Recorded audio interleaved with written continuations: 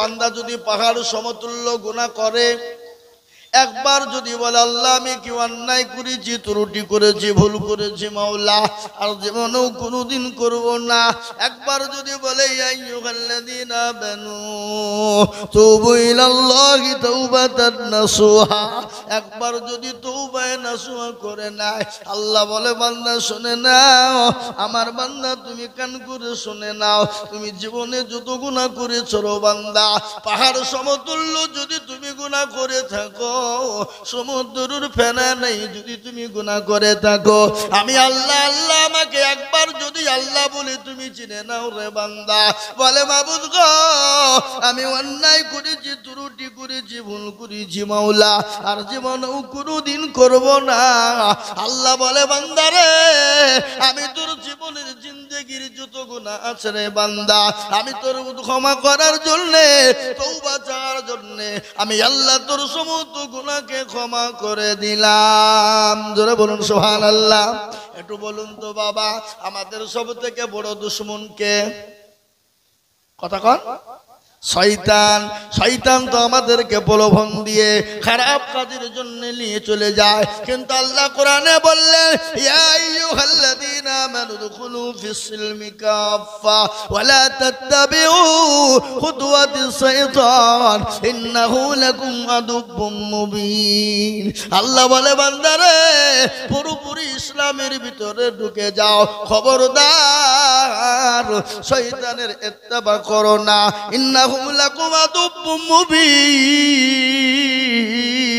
যে সব থেকে তোমার প্রকাশ্য দুশমন শয়তান। ওই শয়তান আল্লাহকে বলছে, আল্লাহ বলে কি হলো, তুমি তো আমাকে শয়তান বানালি, তো যখন শয়তানের লকাব আমাকে তুমি দিয়ে দিলে, তাহলে একটা কথা বলবো, যদি তুমি অনুমতি দাও, তো আল্লাহ বলছে এই শয়তান তো আবার কি বলবে, কি বলবি রে? আল্লাহ তুমি আমাকে শয়তান বানালো বটে, কিন্তু আমাকে 3টে পাওয়ার তুমি দিবে গো মাওলা, আমি তোমার কাছে 3টে পাওয়ার আমি চাইবো। কটা? জোরে বলুন না কয়টা? শয়তান বলল মাবুদ আমাকে তুমি 3টে পাওয়ার দাও। বলে 3টে পাওয়ার কি করবি? বলে মাবুদ গো তুমি যদি আমাকে 3টে পাওয়ার দাও তাহলে তুমি বলবো। আল্লাহ বলে বল কি পাওয়ার নিবি? বলে মাবুদ 1 নম্বর পাওয়ার হলো তুমি আমাকে কোনোদিন মৃত্যু দিবা না, আমি তোমাকে মৃত্যু দিবা না। বলে ঠিক আছে তোকে দায়িত্ব দিয়ে দিলাম। 2 নম্বর হলো মাওলা আমাকে তুমি পাওয়ার দাও, তোমার প্রতিটি বান্দা বান্দিকে জাহান্নামে নিয়ে যাব। 3 নম্বর পার হলো আল্লাহ তুমি আমাকে এমন একটা ক্ষমতা দিবা, এমন একটা ক্ষমতা দিবা আমি সেকেন্ডের মধ্যে যেন গোটা পৃথিবী পয়মাল করতে পারি, গোটা পৃথিবী যেন ঘুরে ফিরতে পারি, এবং প্রতিটি বান্দার রোগে রোগে যেন আমি চলতে পারি। আল্লাহ বলে ও শয়তান কান করে শুনে নে, যারা আমার মুমিন বান্দা হবে, যারা আমার হক্কানি বান্দা হবে, যারা আমার আল্লাহওয়ালা আমার বান্দা হবে, বান্দার বান্দা হবে, আমি আল্লাহ কত বড় দয়ালু শুনলে তাদেরকে তুই কখনোই প্রলোভন দিয়ে ফেলতে পারবি না। কেন পারবি না? তুই শুনবি আমি আল্লাহ কত বড় দয়ালু। বলে কত বড়? আল্লাহ বলে বান্দা ও শয়তান ভালো করে শোন, আমার বান্দা যদি 100 বছর বাঁচে, কত বছর? জোরে বলেন না কেন? 100 বছরের মধ্যে যদি 99 বছর যদি গুনাহ করে যায়, থাকে ক বছর? এদেশের লোক হিসাব জানে না নাকি গো? 1 বছর। 1 বছরের মধ্যে যদি 11 মাস গুনাহ করে থাকে ক বছর? 1 মাস। 1 মাসের মধ্যে যদি 29 দিন গুনাহ করে থাকে কদিন? 1 দিনের মধ্যে যদি 23 ঘন্টা গুনাহ করে থাকে কদিন? 1 ঘন্টা। 1 ঘন্টায় যদি মাবুদ গো আমি অন্যায় করেছি আর জীবনেও কোনোদিন করব না গো মাওলা। আল্লাহ বলে বান্দারে আমি আল্লাহ তোর 99 বছর 11 মাস 29 দিন 23 ঘন্টার গুনাহ আমি 1 ঘন্টায় ক্ষমা করে দিলাম। সুবহানাল্লাহ বলুন, আরে আরো জোরে বলুন সুবহানাল্লাহ। ওই মুসলমান ইসলামের বাতি ডুবাইও না। আজকে মুসলমান মুমিন হতে পারে না, আজকে মুসলমান নামাজ পড়তে পারে না। একটা ঘটনা আমি আপনাদেরকে আজকে শোনাই রে বাবা। ইংল্যান্ডের একজন খেলোয়াড়ের নাম জানেন আপনারা কি নাম? ইংল্যান্ডের একজন খেলোয়াড় যার নাম হলো মঈন, তার নাম হলো মুসলমান। ইংল্যান্ডের খেলোয়াড় মঈন মুসলমান রে বাবা। যেদিন খেলোয়াড় খেলার জন্য ক্রিকেট মাঠে খেলতে আসবে, ওই মঈন ইংল্যান্ডের কোচকে ডাক দিয়ে বলে, ও কোচ ভাই, আমি আপনাকে একটা কথা বলবো। বলে কি? বলে আমার যখন খেলার সময় হবে আমি খেলবো, কিন্তু যদি আজান আমার কানে পৌঁছে যায় আমি সমস্ত খেলা ফেলে দিয়ে নামাজের জন্য আমাকে টাইম দিতে হবে। কত বলো মঈন, তুমি কোনো চিন্তা করো না, কোনো টেনশন করো না। যখন তোমার আল্লাহর আজান ডাক মসজিদে পড়ে যাবে, আমি তোমাকে কথা দিলাম তুমি খেলা ছেড়ে দিয়ে নামাজের জন্য 10 মিনিট সময় দিয়ে দেব। সুবহানাল্লাহ বলুন না কেন?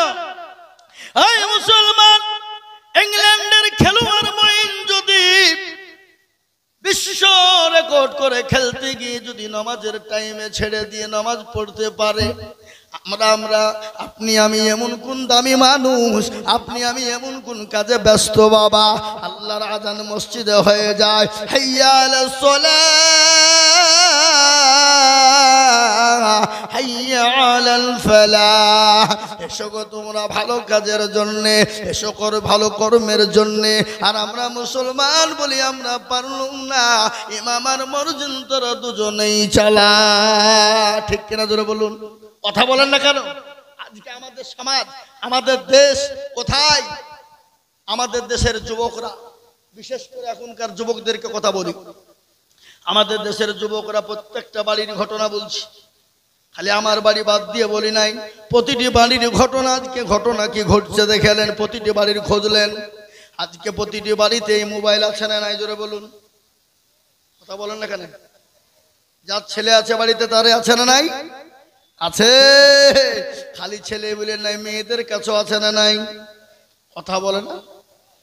এই মোবাইল মেয়েদের কাছেও আছে। কিন্তু একটা ঘটনা আপনাদেরকে বলি, বলুন তো এই মোবাইলে এসে লাভ হয়েছে না ভালো হয়েছে? এই লাভ হয়েছে না খারাপ হয়েছে?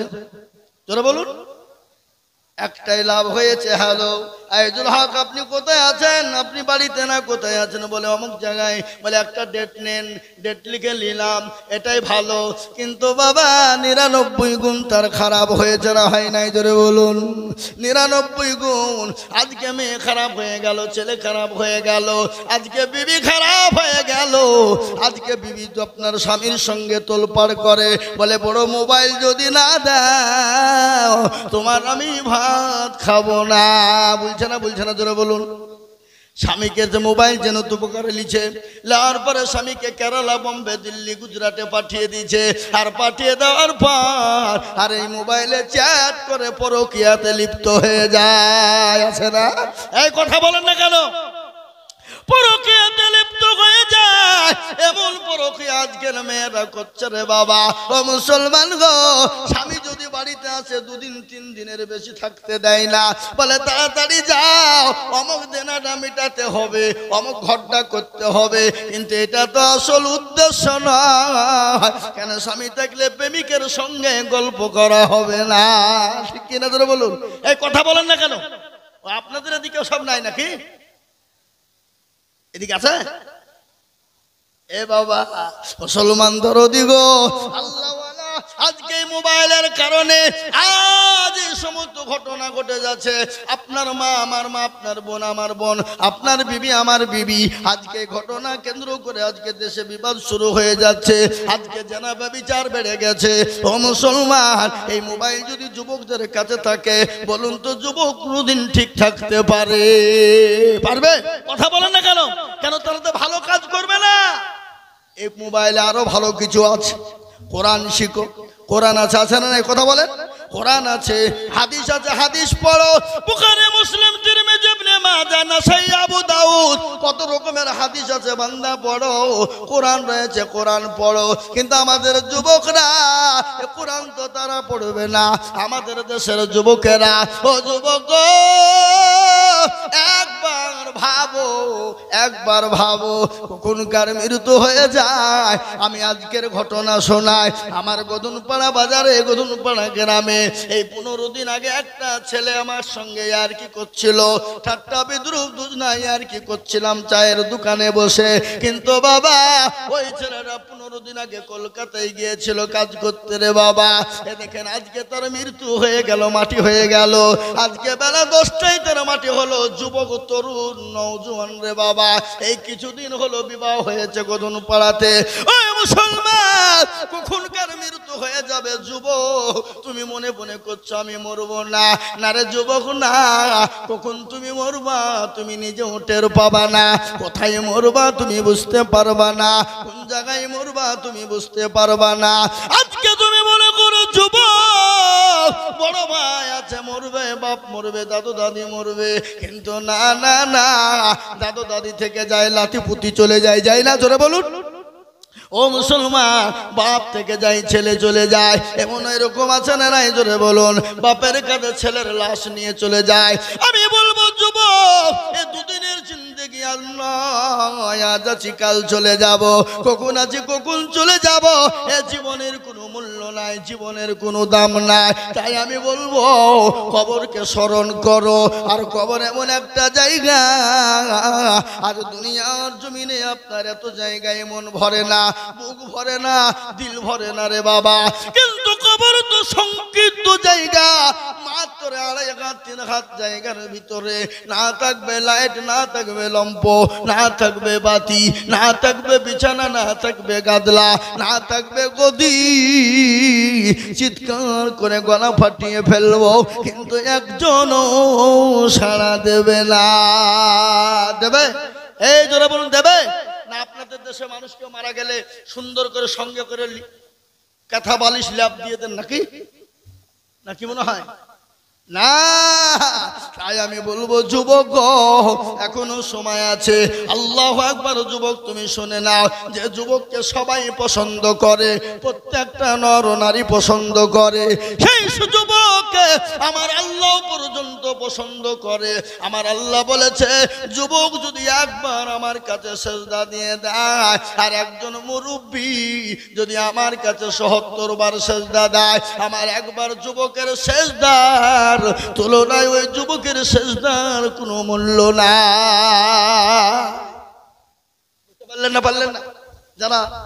যাদেরকে সবাই পছন্দ করে, যাদেরকে সবাই ভালোবাসে, যাদেরকে সবাই মহব্বত করে, সবাই চেয়ে থাকে, আমার আল্লাহ যুবকদের দিকে চেয়ে থাকে, কখন আমার ওই বান্দা যুবক নামাজ পড়বে, ওই যুবক কখন আমার আমার আল্লাহর নবীর সুন্নতকে জিন্দা করবে।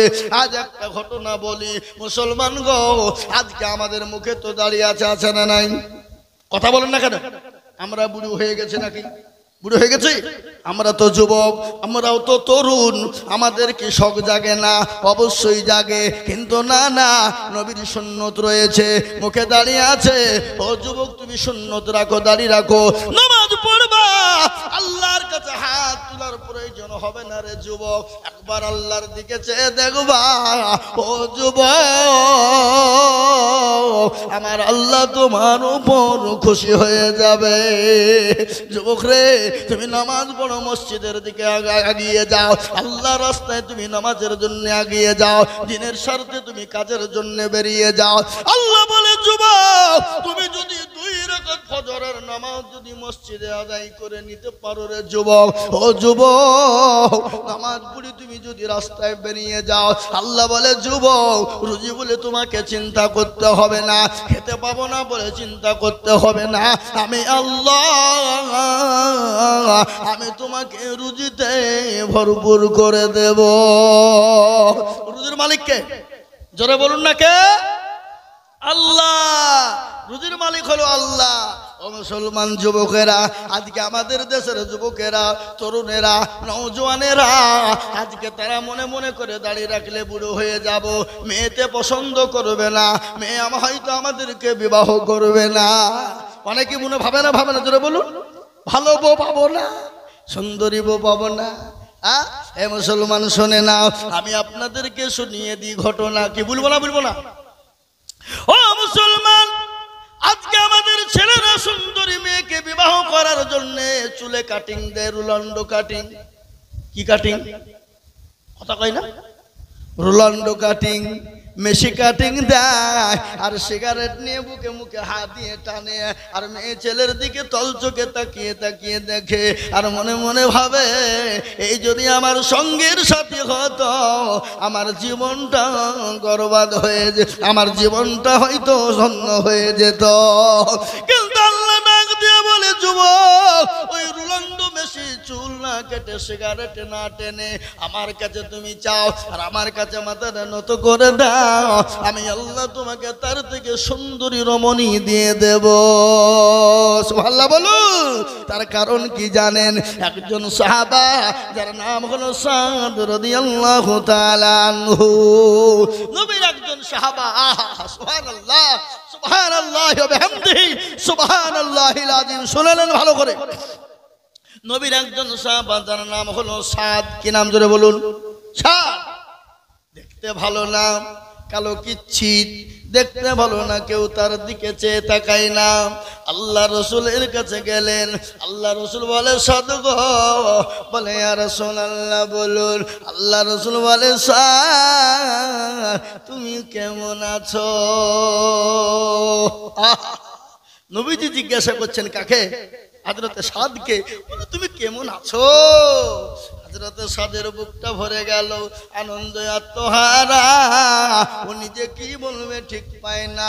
বিশ্ব নবীর দিকে তাকিয়ে বলে, নবী গো, আমি তো বড় ভালো আছি। বলে, ও সাদ, তুমি কি বিবাহ করবা না? তোমার কি বিবাহ করতে মন চাই না? হযরতে সাদ বলে, নবী গো, আমি তো দেখতে ভালো না, আমি বড় কালো কিচ্ছিত, আমাকে কে বিবাহ করবে গো নবী? সুবহানাল্লাহ বলুন। কে বিবাহ করবে?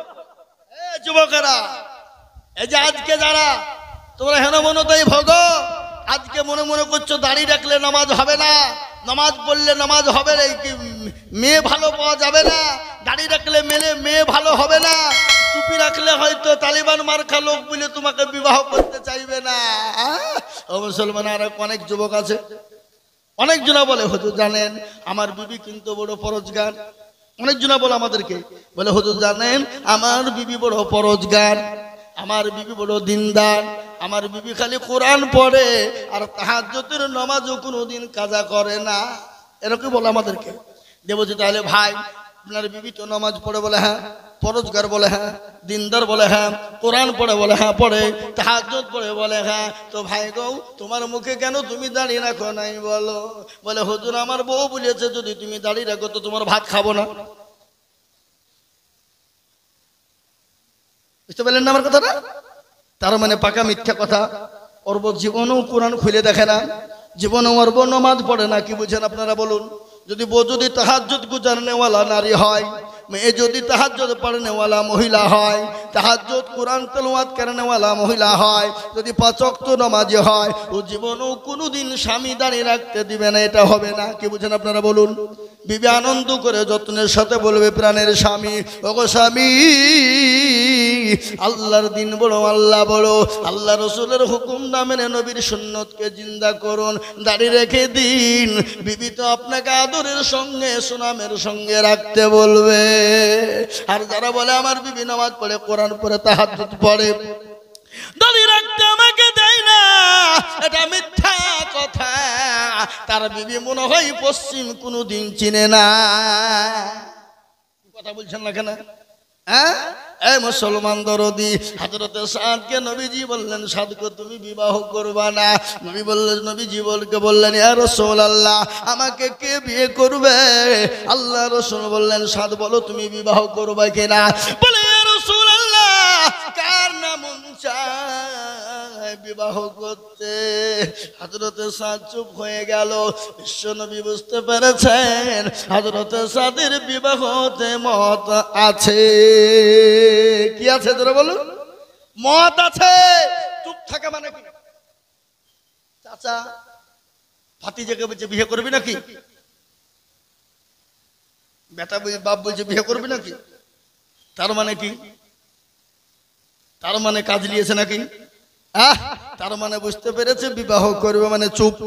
হযরত সাদকে নবীজি বললেন, সাদ তুমি বিবাহ করবা নাকি? সাদ চুপ হয়ে গেল। বিশ্ব নবী দয়ার নবী রহমাতুল লিল আলামিন, কি নবী গো! এই নবী আমরা পেয়েছি বাবা, আমরা বড় ভাগ্যবান। কি মান জোরে বলুন, কি জোরে বলুন, আমরা বড় ভাগ্যবান।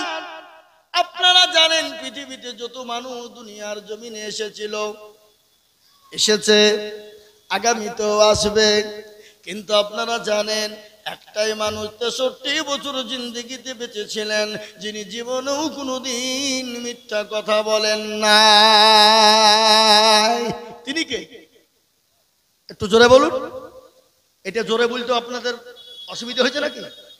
ভয় আছে নাকি? আমরা কপাল পোড়া। 63 বছর জিন্দেগিতে বেঁচে ছিলেন কে? বিশ্ব নবী দয়ার নবী, যিনি 63 বছরের মধ্যে জীবনেও কোনোদিন মিথ্যা বলেছেন নাকি? কোনোদিন কাউকে খারাপ কথা বলেছেন নাকি? কোনোদিন কাউকে ধমক দিয়েছেন নাকি? জোরে বলুন। কেন ধমক দিয়েছে? কাউকে কোনোদিন ধমক দেন না। কেন দেন না? আল্লাহ তার কোরআনে প্রমাণ দিয়ে বললেন, ওয়ামা আরসালনাকা ইল্লা রাহমাতুল লিল আলামিন। আমার আল্লাহ আমার নবীকে রহমত স্বরূপ পাঠিয়ে দিলেন। আমি আজিজুল হক বলি না, এটা আল্লাহর কোরআন বলেছে। আমার নবীকে দুনিয়ার জমিনে, গোটা বিশ্বের জমিনে রহমত স্বরূপ পাঠিয়ে দিয়েছে। সেই নবীকে কেউ যদি গালি দেয়, সে নবীকে কেউ যদি তার নবীর বিরুদ্ধে কুরুচিকার মন্তব্য করে, সে মুসলমান না কাফের? জোরে বলুন, আরো চিল্লিয়ে বলুন। তারা হলো কাফের, কোনদিন তারা মুসলমান হতে পারে না। আপনারা জানেন আমার ওই নবীকে গালি দিয়েছিল মহারাষ্ট্রের মাটিতে একজন, আপনার কি বলে গো, আপনার কি রামজি, ও মুসলমান, একজন পুরোহিত। কিন্তু মুসলমান, আমি ভালো করে আপনাদেরকে শোনাই, মুসলমান সব সহ্য করে নিতে পারবে। আমাকে গালি দাও আমি মেনে নিব, আমার মা বাপকে গালি দিবা আমি মেনে নিব, আমার 14 পীরিতকে তুমি গালি দাও মেনে নিব, কিন্তু আমার রসুলকে যদি গালি দাও, আমরা মুসলমান জীবন থাকতে রক্ত থাকতে মেনে নিব না। কি বলেন আপনারা? বলুন, মেনে নিব? কথা কন না কেন? কোনদিন মেনে নিব না। তাই আমি আপনাদেরকে বলবো, মুসলমান গো দরদি আল্লাহওয়ালারা, ও মুসলমান কান করে শুনে নিন, আল্লাহওয়ালা দিনওয়ালা ইমানওয়ালা কান করে শুনে নিন। আল্লাহ নবী সাদকে বললেন, সাদরে বিবাহ করবা কিনা বলো। সাদ চুপ হয়ে গেল। ও যুবক তোমরা ভালো করে শুনে নাও, যুবক শুনে নাও, আল্লাহওয়ালা দিনওয়ালা ইমানওয়ালা কলমাওয়ালা মুসলমান হলে দাঁড়িয়ে রাখলে বিবাহ হবে কিনা, সুন্দরী রমণী তুমি পাবা কিনা, ঘটনা শোনো। সাধ্য তরুণ যুবক মুখে দাঁড়ি, কিন্তু দেখতে ভালো না। আল্লাহ নবী বললেন, সাদ এই চিঠিখানা লিখে দিলাম, তুমি মদিনার মাটিতে আমার সাহাবা চলে যাও, আমার সাহাবার বাড়ি চলে যাও, আবু আইয়ুব আনসারীর বাড়িতে চলে যাও রে যুবক। ওই চিঠিখানা নিয়ে তিনি চললেন হযরত আবু আইয়ুব আনসারী রাদিয়াল্লাহু তাআলা আনহুর বাড়িতে। বাড়িতে গিয়ে সালাম দেয়, আসসালামু আলাইকুম। আচ্ছা এ বাবা, বাড়িতে গেলে, লোকের বাড়িতে গেলে কি হুই হুই করে ডাকতে হবে না সালাম দিতে হবে? মুসলমানের আদর্শ কি? পরের বাড়ি হোক, নিজের বাড়ি হোক, ঘর হোক, যাই হোক না কেন, আপনি বাড়ির বাইরে যখন যাবেন, বাড়িতে গিয়ে সালাম বলবেন, আসসালামু আলাইকুম। এ বাবা, বিবিকে সালাম দেওয়া যায় কিনা না যায়? বিবিকে সালাম দেওয়া যাবে? কথা কন না কেন? বিবিকে সালাম দেওয়া যাবে। আচ্ছা বলুন তো, স্বামী স্ত্রীর মধ্যে যদি সালাম দেওয়া দুই হয়, তাহলে বলুন তো মহব্বত বাড়বে না কমবে? বাড়বে। দেখবেন যে বাড়িতে স্বামী স্ত্রীর মধ্যে সালাম প্রদান আছে, সে বাড়িতে কোনোদিন অশান্তি হতে পারে না। ঝগড়া হলেও সাময়িকের জন্য ঝগড়া আবার মিটে যায়। কিন্তু আমি আপনাদেরকে বলি, বাড়িতে বিবিকে সালাম কে কে দিয়েছেন একটু হাত তুলে বলেন দেখি।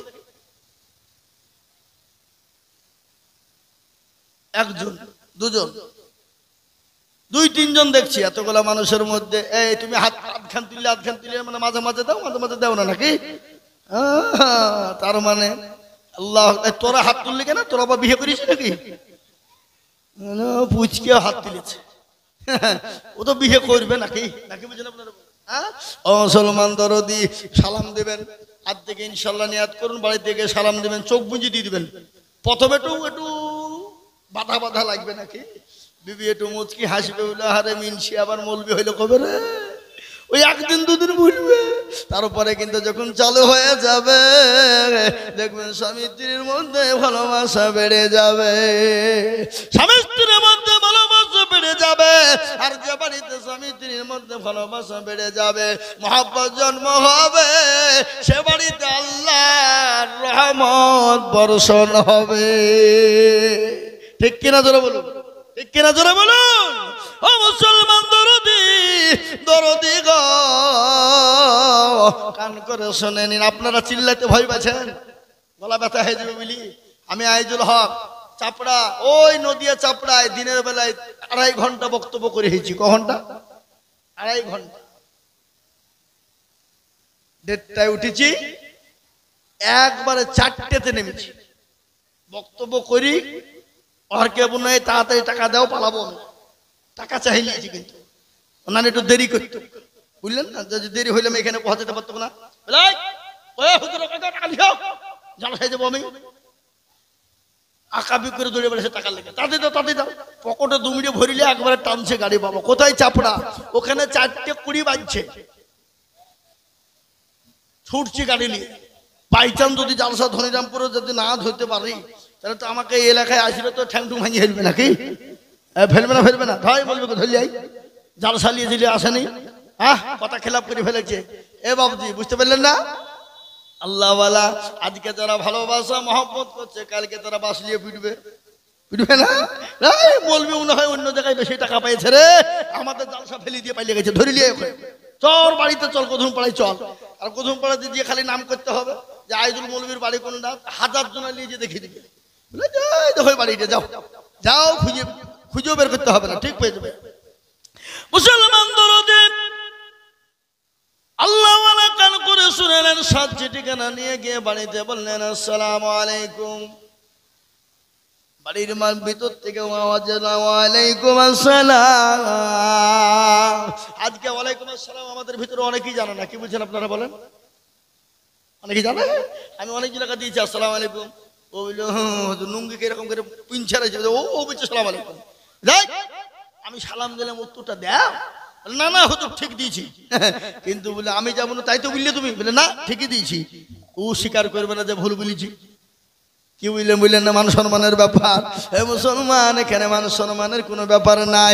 শুনলেন, ইসলাম এত পরিষ্কার, ইসলাম এত পরিচ্ছন্ন, ইসলামের ভিতরে দলপাটি মেজরিটি মাইনরিটি নাই, ইসলাম এত পরিষ্কার, ইসলামের শিকার কোন রকমের কোনো আপনার গই নাই। আছে গো, কথা বলেন।